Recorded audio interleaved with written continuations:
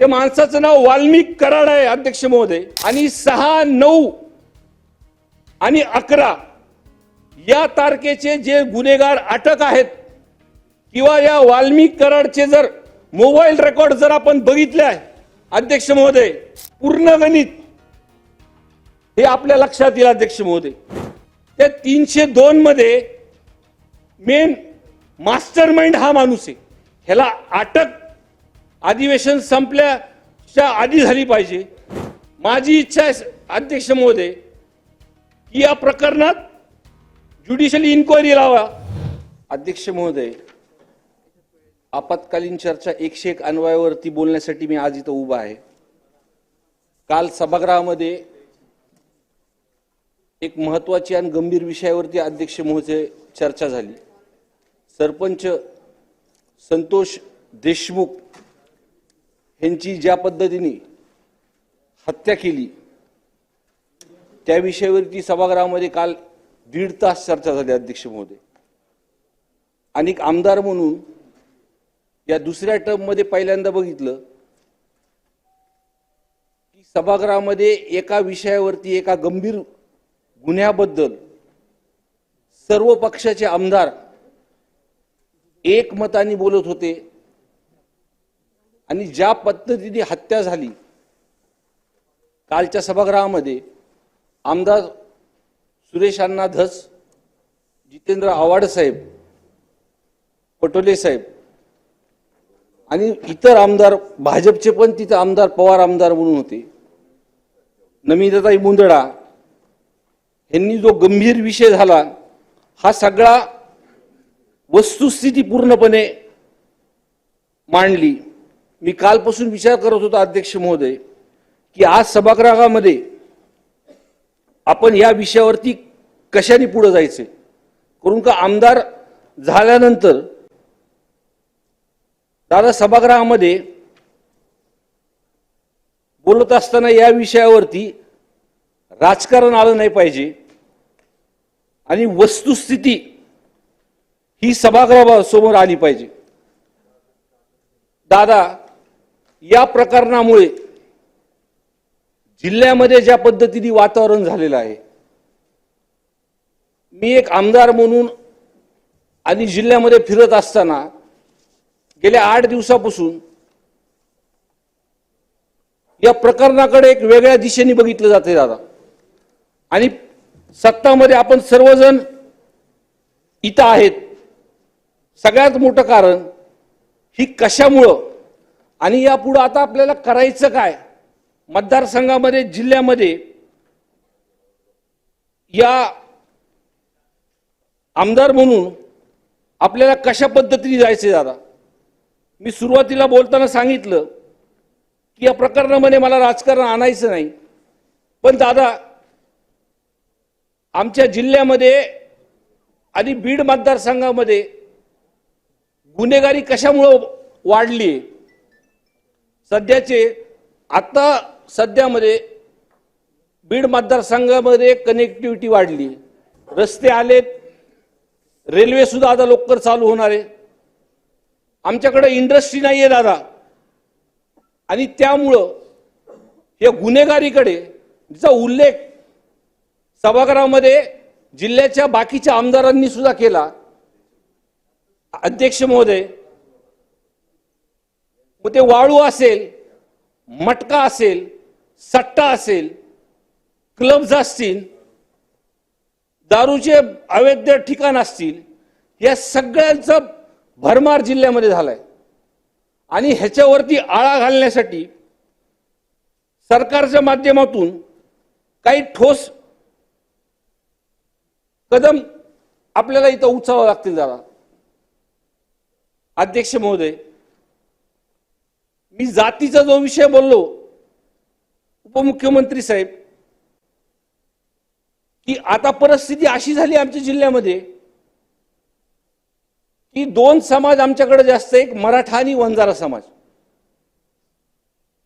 आणि जर या विषयामध्ये आपण जर प्रामाणिकपणे लक्ष जर घातलं नाही तर अध्यक्ष महोदय, तर परिस्थिती अशी आहे की साधे साधे व्यापारी एखादी गोष्ट घेत असताना समाज बघितलं जातं. देसाई साहेब, एखादा अधिकारी आमच्या जिल्ह्यामध्ये आला,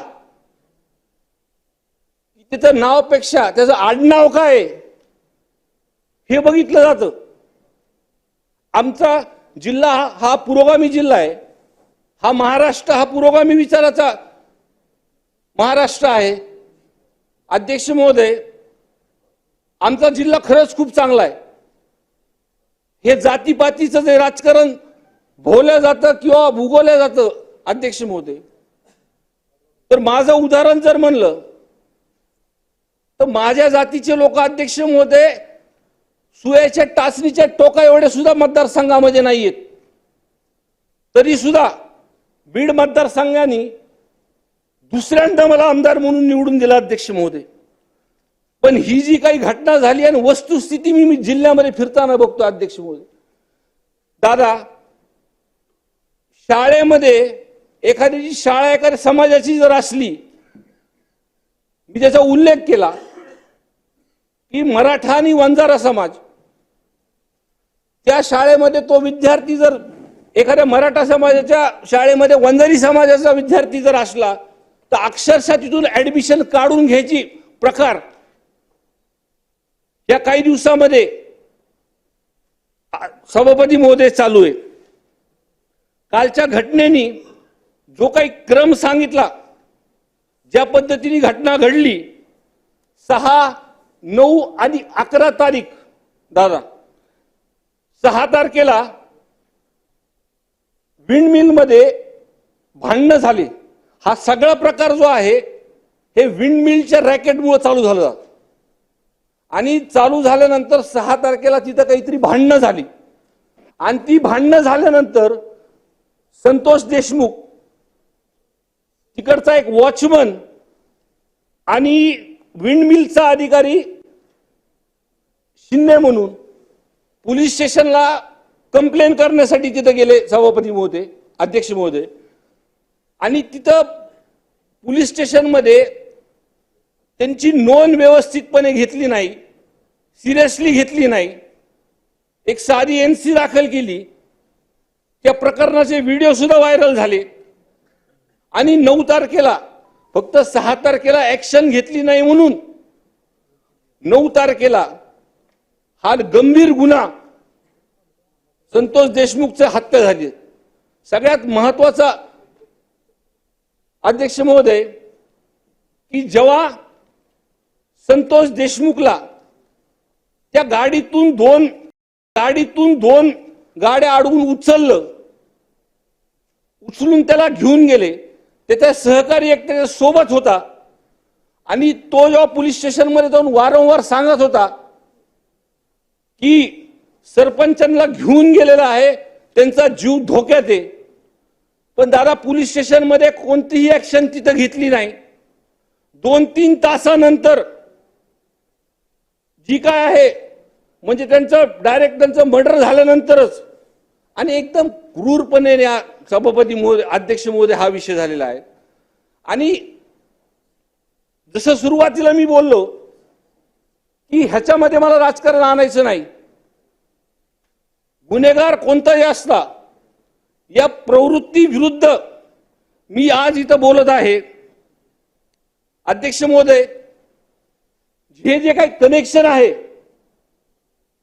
मी सुरुवातीपासून एक पहिला आमदार म्हणून दादा तिथे मी गेलो होतो आणि नावासहित जी काही लोक मला त्या गावातले सांगत होते, त्या लोकांच्या सांगण्याप्रमाणे मी तिथे नाव घेतले. आणि त्या माणसाचं नाव मी काय आता बोलणार नाही. त्या माणसाचं नाव वाल्मिक कराड आहे अध्यक्ष महोदय. आणि 6, 9 आणि 11 या तारखेचे जे गुन्हेगार अटक आहेत किंवा या वाल्मिक कराडचे जर मोबाईल रेकॉर्ड जर आपण बघितले आहे अध्यक्ष महोदय, तर पूर्ण गणित, देसाई साहेब, पूर्ण गणित हे आपल्या लक्षात येईल अध्यक्ष महोदय. अध्यक्ष महोदय, आमच्या जिल्ह्यामध्ये 2 प्रकार चालू आहेत. एक की गुन्हा खरा असताना सुद्धा लोक दाखल करत नाही. जसं या गुन्ह्यामध्ये 12 तास उशीर लावला. जेव्हा आंदोलन करायला लोक बसले तेव्हा गुन्हा रजिस्टर झाला आणि दुसरीकडे खोटे गुन्हे दाखल करणं.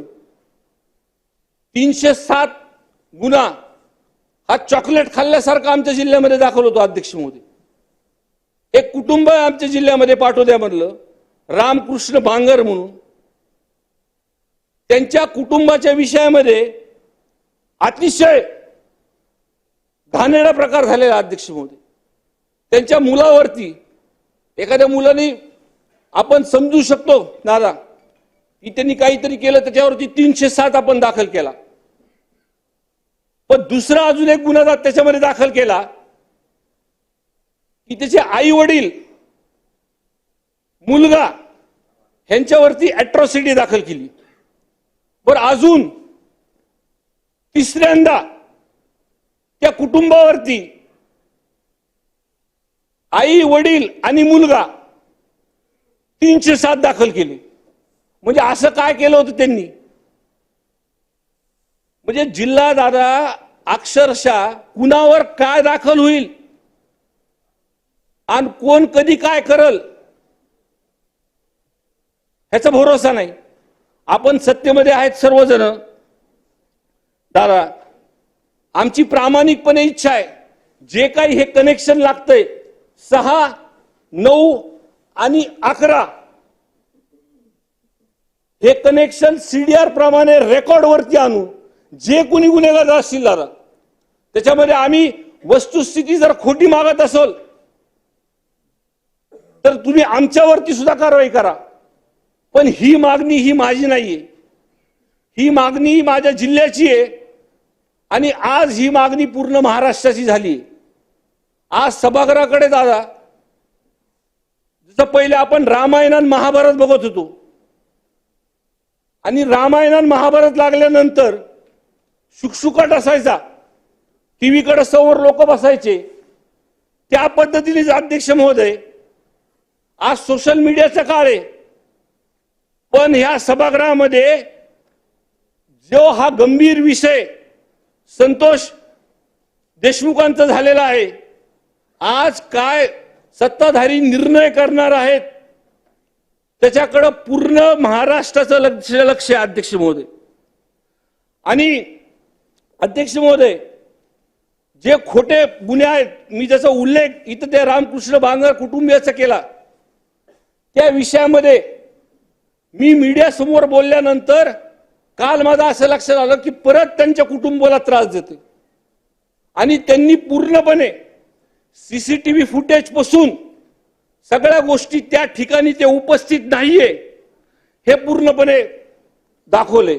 अध्यक्ष महोदय, माझी पूर्णपणे नम्र विनंती आहे, जे मी सुरुवातीला सांगितलं होतं की आमच्याकडे इंडस्ट्री नाहीयेत, आता कनेक्टिव्हिटी आल्यामुळं आणि या सरकारमध्ये आमच्या मागण्यांकडे लक्ष दिलं आणि मदत केल्यानंतर जर इंडस्ट्री तिथं एमआयडीसी चांगल्या उभा राहिल्या तर हे सगळे 2 नंबरचे धंदे बंद होतील.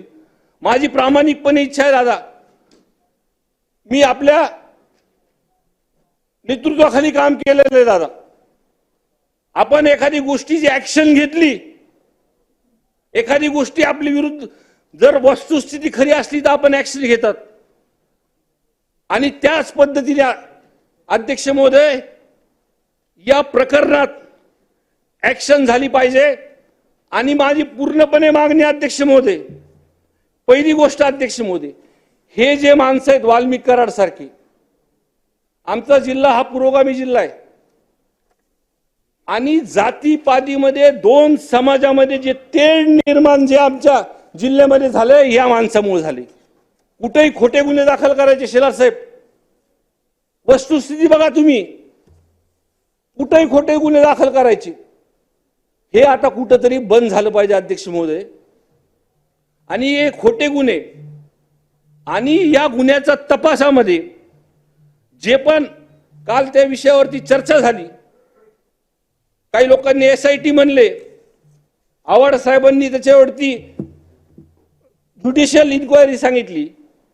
माझी इच्छा आहे अध्यक्ष महोदय की या प्रकरणात ज्युडिशियल इन्क्वायरी लावा आणि माझी अजून एक सरकारला दादांना एक आमदार म्हणून सूचना आहे की हे लोक जोपर्यंत अटक होणार नाहीत, एक तर पहिला त्याच्यावरती खंडणीचा गुन्हा दाखल आहे, खंडणीचा गुन्हा दाखल आहे तरी तो अटक नाही.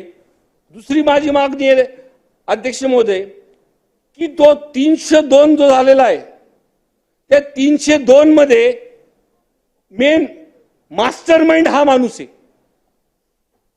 म्हणून 302 मध्ये कारस्थान म्हणून ह्याचं नाव 302 मध्ये आलं पाहिजे.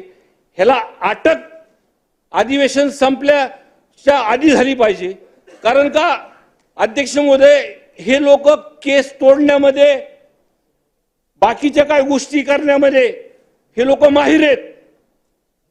त्यांना अटक झाली पाहिजे आणि अध्यक्ष महोदय ही केस अंडर ट्रायल चालली पाहिजे अध्यक्ष महोदय, आणि ज्युडिशियल इन्क्वायरी लावून लवकरात लवकर निकाल काढून फास्ट ट्रॅक वरती जो सरपंच अध्यक्ष महोदय खरी परिस्थिती त्या गावात गेल्यानंतर दादा मी बघितली. मी पहिला आमदार म्हणून त्या गावामध्ये गेलो होतो.